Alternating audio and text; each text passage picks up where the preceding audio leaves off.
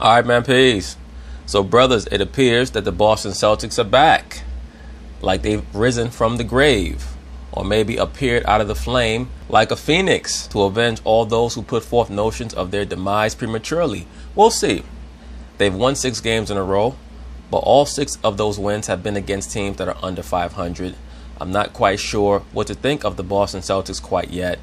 As of right now, I still have the Toronto Raptors as the best team in the Eastern Conference. But before the season, I did pick the Boston Celtics to go to the finals. So we'll see. I'm going to be paying very close attention to those matchups between Boston and Toronto. Anyway, they're going to talk about it. I'm going to chime in.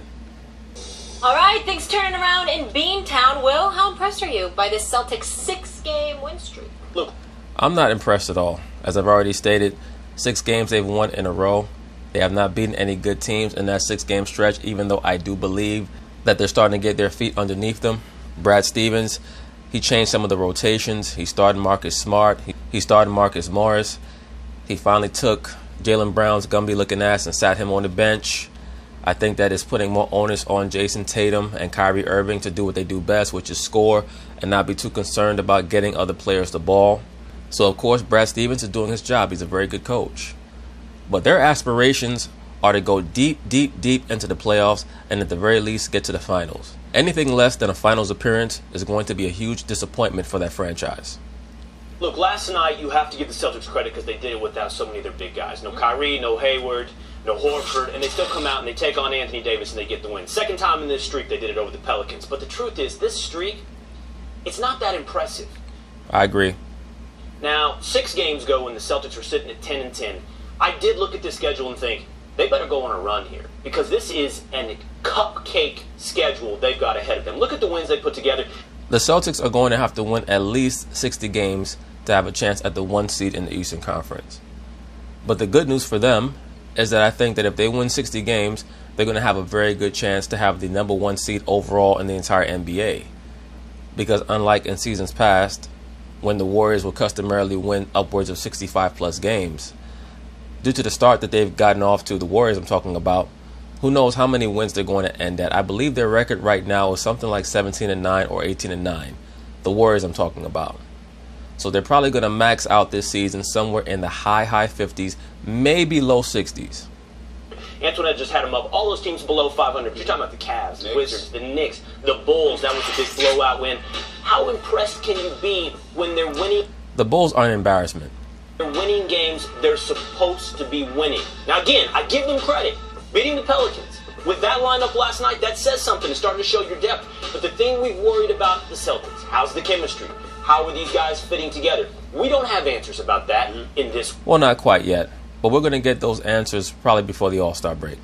Win streak, and we're not going to have answers about that until they get through it, which, by the way, they still got, 4 or 5 games left like this on this cupcake schedule. They got the Hawks and the Suns coming up. Until we see them against the Bucks, then we're going to have answers about how is this Celtics team starting to come together. Well, they've already beat the Bucks. Of course, it was a very close game in Boston, but it's a long season. We're going to find out pretty much everything that we need to find out before the All-Star break. Yeah. Well, first of all, I think you're overreacting. And the reason why I think you're overreacting is that even though it wasn't a part of this winning streak, they did beat the Raptors earlier this year when they played them. Agreed, they have. All right, so they beat them in Boston when Kyrie dropped 43 and Kawhi Leonard put on a show as well. We recognize that. The Toronto Raptors clearly look like the best team in the East. But here's the reason why I would say to you that you're overreacting, because you're looking at their cupcake schedule. The fact of the matter is everybody's damn near a cupcake to them, with the exception of the Toronto Raptors. There's not a single team in the Eastern Conference, and I don't mean cupcake in a literal sense like Milwaukee and Philadelphia are not. I'm looking forward to seeing how Philadelphia looks with Jimmy Butler against the Boston Celtics, because he's supposed to add another component that can help them against Boston, because they needed a wing player who could guard Boston's wings, which they did not have before they attained him. So that's where I expect that acquisition to really show dividends, not only offensively, but defensively as well. Not a team to be reckoned with. What I'm saying is at the end of the day, when the playoffs come, you're not picking one of those teams to beat the Boston Celtics. I mean, you'll just be wrong, but most people ain't picking Boston to lose to one of those teams. We'll see. Once again, sir, it's a very long season. I need to see how Boston looks against the revamped Philadelphia 76ers. I believe that they have at least 2 more games against Milwaukee. Milwaukee's been the #1 scoring team in the entire NBA. They pick them to lose potentially to Toronto. So when we look at Boston, it's really not about the competition. It's about them. Gordon Hayward at one point was getting in the way, 25-minute restrictions, compromising the development and growth of a Jaylen Brown and Jason Tatum. Kyrie Irving trying to reingratiate himself into things because he got injured before the playoffs last year. Brad Stevens trying to figure all of this out. You got a size situation right there because you don't necessarily have a rim protector outside of Baines and Horford. Well, that's their biggest problem right now. And Horford is relatively undersized. All of those things they got to figure out before they go against Toronto. But that's the only team they really have to worry about. Yeah, but you're talking about their potential. You're talking about who we think they should be. And by the way, count me in the camp. I said the Boston Celtics would not only win the East, but they would be the only team capable of threatening this Golden State Warriors dynasty. Okay. But that's me thinking ahead of the season. I think Toronto can be a threat to Golden State also. But there's an emerging possible issue with the Toronto Raptors, that being that little nut job Kyle Lowry.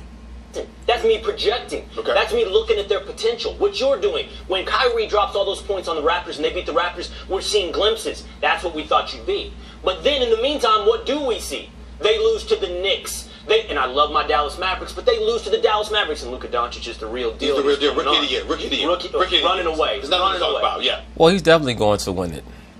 DeAndre Ayton could average 20 and 10, and they're still going to give it to Luka Doncic because not only can that dude play, he's an exceptional player, he has a lot of swag, and the media just loves him. Yeah. But the Boston Celtics shouldn't be losing to the Mavericks at this stage of Doncic's career. They shouldn't. Steven. I'm not going to go that far. The Mavericks, they have a lot of talent on their squad. Steven, hey, come on. How about the Knicks? You don't like that. How about the Knicks? Listen, let me tell you what. Well, first of all, I'm not going to sit up there and bloviate about the Knicks, but I like this kid Trier. I think he's got potential. Knox has been showing some signs of potential right there. Porzingis comes back. Only thing I'm interested with the Knicks is being healthy enough to get production from those guys and Porzingis once he comes back so you can attract a free agent. But as it pertains to Boston, let's keep in mind all the things that I talked about, how they have to work through it, because we know what they can do. They have we so know what much they can talent. do. They have a great coach. They're going to get it We together. know what they can do on paper. Number We haven't two seen this yet. We haven't seen this with Hayward back in the lineup. We haven't seen them hitting on all. That's a great stat. Stephen A. Smith keeps saying number 2 defensively. As long as they keep that up, they'll be fine. Now, will they have enough to defeat the Toronto Raptors, the Milwaukee Bucks, Philadelphia 76ers? We'll see. On all cylinders. Number 2 defensively. Toronto, I'm worried about. Nobody else in the better East. add up to be Nobody else in the East. I think they win the Eastern Conference Finals. All right. I agree. As of right now, I'm still going to stick with the Boston Celtics until I see something different. So, peace.